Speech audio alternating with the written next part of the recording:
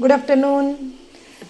मे महिन्यातली उन्हाळ्याच्या सुट्टीतली रविवारची दुपार एकदम आळसावलेली सुस्तावलेली. आणि हे जे दिसतंय ते आंब्याचा रस नव्हे, आंब्याच्या रसासारखंच दिसतोय कलर, पण त्याच्यामध्ये गूळ घातला आहे, त्याच्यामुळे हा कलर आलेला आहे. हा असताना कैरीचं पन्हं आहे, कैरीचं गरामध्ये गूळ घातला आहे, त्याच्यामुळे हा कलर आलेला आहे. टेक्स्चर बघा असं आहे. आणि एक दोन जिथं अळशीपणा केलेला आहे त्याच्यामुळे हे एक दोन असे कैरीचे तुकडे दिसत आहेत. तुम्ही हवं तर पुरणाच्या जाळीतनं काढून घेऊ शकता. मी गडबड होती म्हणून मिक्सरमधून काढून घेतलेले. कैऱ्या उकडून घेतल्या, त्याचा गर काढून घेतला, त्याच्यामध्ये गूळ टाकलं, भाजलेल्या जिऱ्याची पूड टाकली.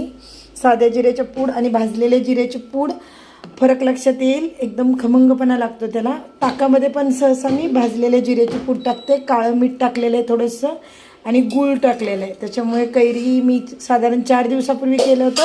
आणि बनवण्यासाठी सिंपल मेथड, थोडासा गर घ्यायचा, एकदम बर्फाचं पाणी त्याच्यामध्ये मिसळलं की कैरीचं पन्हं तयार. एकदा ट्राय करून बघा आणि मला नक्की कळवा कसं झालं आहे कैरीचं पन्हं.